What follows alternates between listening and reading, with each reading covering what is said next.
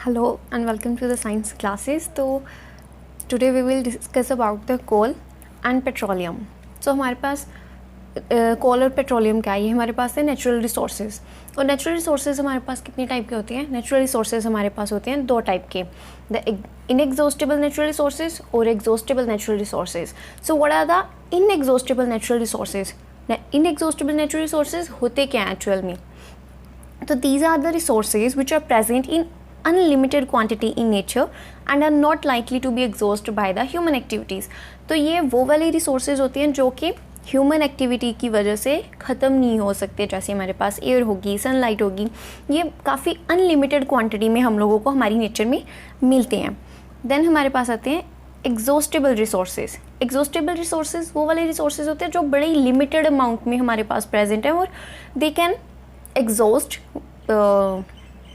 Because of the human activities. जैसे हमारे पास forest हो गए तो डिफॉरेस्ट्रेशन की काफ़ी प्रॉब्लम चल रही है, ग्लोबल वार्मिंग हो रही है जिसकी वजह से वाइल्ड लाइफ होगी. तो काफ़ी सारी स्पीसीज़ हम लोग देख रहे हैं कि एक्सटिंक्ट होने की कगार पर आ चुकी हैं और कुछ एक्सटिंक्ट हो चुकी हैं. जो एक्सटिंक्ट हो चुकी हैं उनमें डोडोज है हमारे पास, और जो एक्सटिंक्ट होने की कगार पर आ चुके हैं जैसे घड़ियाल्स हो गए, जितनी भी क्रिटिकली एंडेंजर्ड स्पीसीज़ है वो सभी इस वक्त क्या हैं, वो एक्सटिंक्ट होने की कगार पर आ चुकी हैं. देन हमारे पास मिनरल्स है, कोल है, नेचुरल गैसेज है, ये सब नेचुरल गैस है, ये सब क्या है, ये सब हमारे पास एग्जॉस्टेबल रिसोर्सेज जो कि ख़त्म हो सकते हैं because of the human activities, जो कि हमारी फ्यूचर जनरेशन्स के लिए नहीं बचेंगे.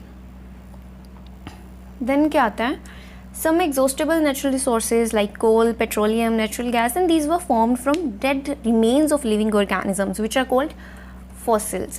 तो उन्होंने क्या बोला, जैसे हमारे पास कोल हो गया, पेट्रोलियम हो गया, नेचुरल गैस हो गई, ये सब कहाँ से आई? ये सब हमारे पास बनी हैं from the dead remains of living organisms. तो जो पहले हमारी अर्थ पर लिविंग ऑर्गेनिजम्स प्रेजेंट थे वो जब डाई कर गए तो उनके जो फॉसिल्स बने, उनसे जो हमारे पास रिसोर्सेज आई, जो नेचुरल रिसोर्सेज उनसे प्रोड्यूस हुए, उनसे फॉर्म हुए, वो है हमारे पास कोल, पेट्रोलियम और नेचुरल गैस. इसलिए इनको फॉसिल फ्यूल्स भी बोला जाता है बिकॉज ये फॉसिल से इनका ओरिजिन है. तो फर्स्टली हम लोग देखते हैं coal. So coal is hard as a stone and black in colour. तो कोल बहुत ज़्यादा स्ट्रॉन्ग होता है, जैसे बहुत ज़्यादा हार्ड होता है जैसे एक पत्थर की तरह, और ये ब्लैक होता है कलर में. Then it is also used as a fuel to cook food. तो हम लोग घर में कोल को यूज़ भी करते हैं टू कुक फूड. अब तो LPG आ गया, अब नहीं यूज़ करते, लेकिन पहले किया जाता था. Then earlier it was used as a fuel in trains. तो हम लोग को ये भी पता है कि पहले बहुत सारी ट्रेन्स थी जो कि कोयले पर चलती थी. तो सबसे पहले जो स्टार्ट हुई थी वो तो कोयले पर चली थी, इलेक्ट्रिसिटी से या बाकी सब फ्यूल से तो अब चलनी शुरू हुई हैं, पहले तो कोयले से चलती थी. Then it is also used in thermal power plants to produce electricity. तो बहुत सारी कंट्रीज़ ऐसी हैं जो कि अभी भी कोल से चलने वाले थर्मल पावर प्लांट से इलेक्ट्रिसिटी को प्रोड्यूस करती हैं. ऑल्दो हमारे पास क्या बोलते हैं, हमारे पास रेडियो एक्टिविटी के थ्रू भी हम लोग इलेक्ट्रिसिटी को प्रोड्यूस करें, न्यूक्लियर एनर्जी से भी हम लोग इलेक्ट्रिसिटी को प्रोड्यूस करें, लेकिन अभी भी हमारी जो इलेक्ट्रिसिटी का मेजर पार्ट है, अराउंड मोर देन 50% जो है वो हम लोग थर्मल पावर प्लांट से लेते हैं, जिनको रन करा जाता है कोल से. ठीक है, तो ये बहुत बड़ा रीज़न है पोल्यूशन का भी और ग्लोबल वार्मिंग का भी. When it is heated in air, coal get burns and produce mainly carbon dioxide gas. तो जब हम लोग कोल को बर्न करते हैं in the presence of air means in the presence of oxygen, तो वो क्या करते हैं, वो मेनली हमारे पास CO2 which is a carbon dioxide, उसको प्रोड्यूस करती है, जो कि काफ़ी हमारे पास ग्लोबल वार्मिंग के लिए काफ़ी बड़ा रीज़न है, जिसको हम लोग बोलते हैं ग्रीन हाउस गैसेज. ओके, इन लोगों को हम लोग बोलते हैं greenhouse gases. Then coal is processed in industries to get some useful products such as coke, coal tar, then mixture. कोल तार क्या होता है, कोल तार काफ़ी सारे सब्सटेंसेस का मिक्सचर होता है. देन हमारे पास आ जाए कोल gas.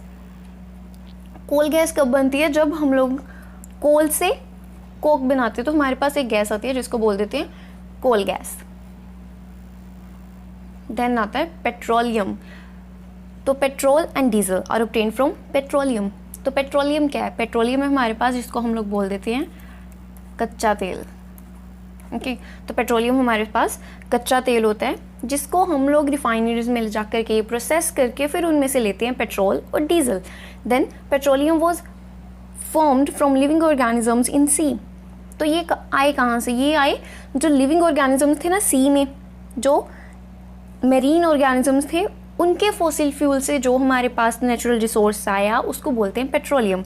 As these organisms died their body settled at the bottom of sea and got covered with the layers of sand and clay over the million years, absence of air, temperature and high pressure, it transformed the dead organisms into petroleum and natural gas।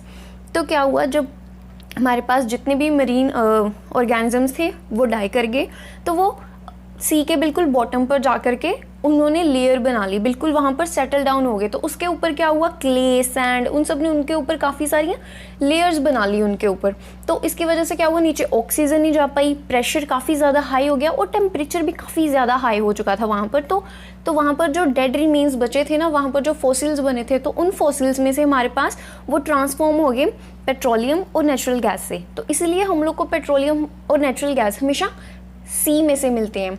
और most probably जहाँ पर हम लोग को petroleum reserve मिलते हैं उसके आसपास कहीं ना कहीं नेचुरल गैस के रिजर्वियर भी होते हैं, अगर ज़्यादा नहीं तो थोड़ी बहुत ही अमाउंट में ज़रूर होते हैं, इन मोस्ट ऑफ केसेस, हर बार नहीं, in most of cases. Then refining of petrol, तो रिफाइनिंग ऑफ पेट्रोलियम। पेट्रोलियम तो हमारे पास कच्चा तेल होता है, तो हम लोग पेट्रोलियम तो यूज़ नहीं करते अपने ऑटोमोबाइल्स में। हम लोग क्या यूज़ करें, हम लोग यूज़ करते हैं डीजल, पेट्रोल, है ना, इनको यूज़ करते हैं। तो इनको बनाया कैसे जाता है, इनको अलग करा जाता है पेट्रोलियम में से through refining. So petroleum is a very dark oily liquid and it is a mixture of various constituents such as petrol, diesel, lubricating oil, paraffin wax, etc. The process of various constituents of petroleum is known as refining and it is carried out the petroleum refinery। तो petroleum refineries में ले जाकर के इनमें से petrol, diesel, lubricating oil, paraffin wax और काफ़ी सारे और सब्सटीट्यूट्स, इसके कॉन्स्टिट्यूट्स, नॉट सब्सटीट्यूट्स, इसके कॉन्स्टिट्यूट्स, ओके, उनको इससे अलग करा जाता है। और फिर हमारे पास आते हैं हमारे final product which is a petrol, diesel, okay, फिर हम उन सबको अपने ऑटोमोबाइल्स में यूज़ कर पाते हैं। Then the natural gas. So natural gas is very important fossil fuel because it is easy to transport through pipes. तो नेचुरल गैस काफ़ी इंपॉर्टेंट फॉसिल फ्यूल माना जाता है बिकॉज ट्रांसपोर्ट करना इसको बहुत ईजी होता है। इसको हम लोग पाइप्स के थ्रू भी ट्रांसपोर्ट कर देते हैं। तो हमारी एक पाइप जाती है I think from UP side to Nepal, UP से नेपाल की तरफ जाती है, ओके। तो हम लोग ट्रांसपोर्ट करते हैं तो हमारी ट्रांसपोर्ट कॉस्ट बहुत ज़्यादा बच जाती है, ओके। और कोई फ्यूल नहीं लगता, वन टाइम इन्वेस्टमेंट है, बाद में उसकी चलो थोड़ी बहुत मेंटेनेंस होती है, लेकिन वन टाइम इन्वेस्टमेंट है पाइप्स के ऊपर, तो उससे हम लोग फिर उसको इजीली ट्रांसपोर्ट कर पाते हैं। हमारे यहाँ पर बहुत कम रिजर्वियर्स हैं, हम लोग इंपोर्ट करते हैं, फिर उसको रिफाइनरीज में ले जा करके फाइनल प्रोडक्ट बना के देन एक्सपोर्ट करते हैं हम लोग।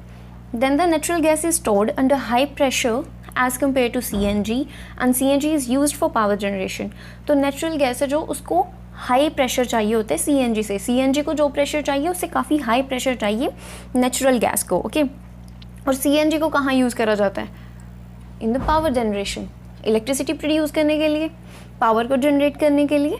And it is used as a fuel for transport vehicles because it is less polluting and it is a cleaner fuel. तो इससे ना पोल्यूशन बहुत कम होता है। तो इसको काफ़ी ज़्यादा प्रमोट भी किया जा रहा है कि ज़्यादा से ज़्यादा हम लोगों को व्हीकल्स वैसे लेकर के आने चाहिए जिन्होंने नेचुरल गैस, CNG वगैरह इन सबको यूज़ करा जा सके, क्योंकि इनसे बहुत कम पोल्यूशन हो रहा है as compare to diesel and petrol.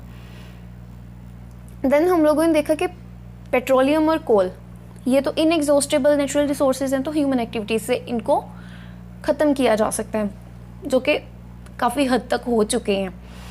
तो हमारी इंडिया में there is an association which is a petroleum conservation research association,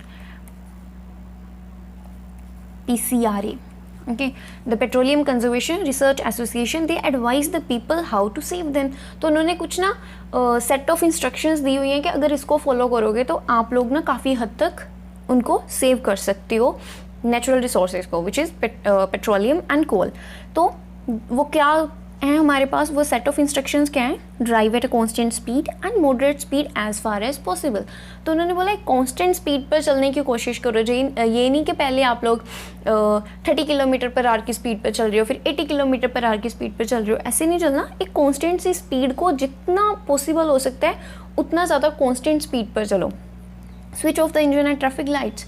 तो लोग क्या करते हैं, जब ट्रैफिक लाइट आती है तो पहले तो कोई रुकता नहीं, सब ट्राई करते हैं कि निकल जाओ फटाफट से। तो जो रुकते हैं वो भी इंजन तो ऑफ नहीं करते, वो भी अपनी गाड़ी को ऑन रखते हैं। तो गाड़ी भले खड़ी है आपकी उस वक्त, लेकिन आपका जो इंजन है वो तो फ्यूल को यूज़ कर रहा है ना, वो तो ऑन है, तो उनको भी बंद कर देना चाहिए। Then ensure the correct tyre pressure. So tyre pressures भी देख लेने चाहिए कि टायर प्रेशर सही भी है या ऐसे ही घूम रहे हो आप उसको लेकर के। Then ensure regular maintenance of vehicles. तो जो बोलते हैं ना टाइम टू टाइम सर्विस वगैरह करवा लेनी चाहिए हम लोग को अपने ऑटोमोबाइल्स की, है ना। उनको अच्छे से दिखा लेना चाहिए कैसे इंजन में कचरा वगैरह तो नहीं है, बिकॉज अगर कचरा होगा इंजन में तो वो फ्यूल उतना ज़्यादा वेस्ट करेगा, उतना ज़्यादा फ्यूल वो लेगा। तो ये हमारे पास कुछ PCRA ने हमें सेट ऑफ इंस्ट्रक्शंस दिए हुए हैं जिनको यूज़ करके हम लोग अपने पेट्रोलियम और कोल इनको सेव कर सकते हैं। So that's all for today's lecture. Thank you so much. Like, share and subscribe the channel.